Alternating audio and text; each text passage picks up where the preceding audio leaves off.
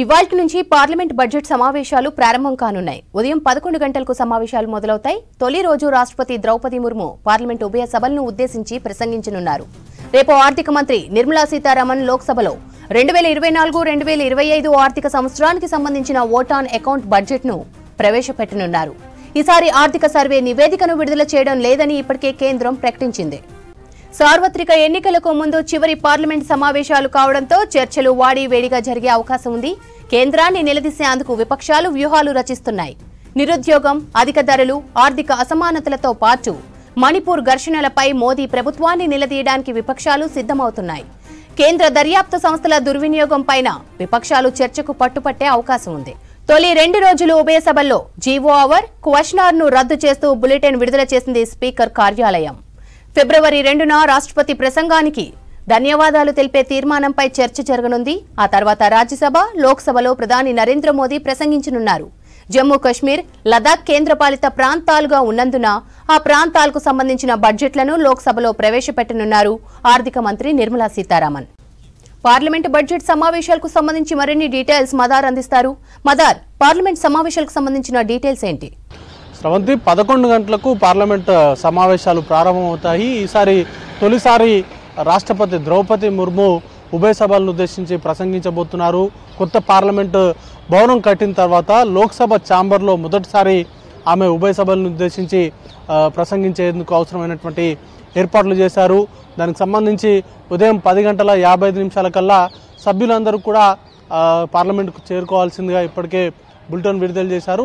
ఇక ఈరోజు మరి కాసేపట్లో అంటే 10:15 ఆ ప్రాంతంలో ప్రధాని మోడీ పార్లమెంటు వెలుపల మాట్లాడతారు. పార్లమెంట్ ఆవరణలో ప్రతి పార్లమెంట్ సెషన్ ప్రారంభోత్సవానికి ముందు మోదీ మాట్లాడుతూ ఉంటారు. సెషన్కి సంబంధించి అందరూ కూడా సహకరించాల్సిందిగా ఆయన కోరుతారు.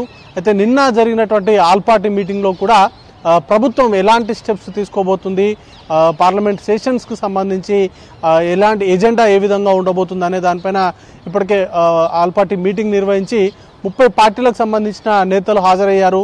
వారందరికీ కూడా ఎజెండా వివరించారు.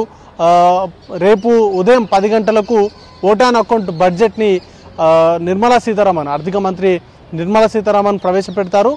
దాంతోపాటు జమ్మూ కాశ్మీర్కు సంబంధించిన బడ్జెట్ని కూడా ప్రవేశపెడతారు. అక్కడ ప్రస్తుతం రాష్ట్రపతి పాలనలో ఉంది కాబట్టి దానికి సంబంధించిన బడ్జెట్ను కూడా నిర్మలా సీతారామనే ప్రవేశపెడతారు. ఈరోజు ఉదయం 11 గంటలకు రాష్ట్రపతి ద్రౌపది ముర్ము ప్రసంగం ఉంటుంది. సుమారు గంట పైగా ఈ ప్రసంగం ఉండేటువంటి అవకాశం ఉంది. గత 5 ఏళ్లుగా మోడీ ప్రభుత్వం సాధించినటువంటి విజయాలను ఈ ఆమె ప్రసంగంలో ప్రస్తావించడంతో పాటు వచ్చే రోజుల్లో ప్రభుత్వం తీసుకోబోయేటువంటి స్టెప్స్ కావచ్చు, వాటి లక్ష్యాలు ఏ విధంగా ఉండబోతున్నాయి అనే దానిపైన కూడా ఆమె ప్రసంగంలో ప్రస్తావించేటువంటి అవకాశం ఉంటుంది. అయితే ఉభయ సభలకు సంబంధించి ఇప్పటివరకు గత సెషన్లో సస్పెన్షన్కు గురైనటువంటి ఎంపీలందరిపైన కూడా సస్పెన్షన్ వేటు ఎత్తివేశారు. చాలామంది పైన కూడా ఆ సెషన్ వరకు మాత్రమే సస్పెన్షన్ ఉండేది కాబట్టి ఆటోమేటిక్గా అది రివోక్ అయిన తర్వాత వారి పైన ఉన్నటువంటి సస్పెన్షన్ అనేది ఆటోమేటిక్గా క్యాన్సిల్ అవుతుంది. కొంతమంది పైన మాత్రం 14 మంది పైన సస్పెన్షన్ ఇంకా కొనసాగుతుంటే వారికి సంబంధించి ప్రివిలేజ్ కమిటీకి సిఫారసు చేయడంతో ఆ ప్రివిలేజ్ కమిటీలకు కూడా నివేదికలు ఇచ్చాయి. వారిపైన సస్పెన్షన్ ఎత్తివేయచ్చు అంటూ కూడా నివేదిక ఇవ్వడంతో నిన్న వారిపైన కూడా సస్పెన్షన్ వేట్ అనేది కూడా ఎత్తివేశారు. ఈరోజు జరిగేటువంటి ఈ సమావేశాలకు సస్పెన్షన్ వేటు తొలగిపోవడంతో వీరందరూ కూడా హాజరయ్యేటువంటి అవకాశం ఉంది. గత సెషన్ సందర్భంగా పార్లమెంట్లో జరిగినటువంటి గందరగోళ పరిస్థితుల్లో సుమారు 146 మంది పైన సస్పెన్షన్ వేట్ అనేది కూడా వేశారు. వారందరిపైన వేట్ అనేది కూడా ఇక తొలగిపోయింది. వారు కూడా ఈ రోజు నుంచి సమావేశాలకు హాజరవుతారు. ఇక నిన్న జరిగినటువంటి సమావేశంలోనే సభ్యులకు సంబంధించి విపక్ష పార్టీలు ఆందోళన విషయంలో కావచ్చు, ప్లకార్డుల ప్రదర్శన విషయంలో కొన్ని నిర్ణయాలు తీసుకున్నారు.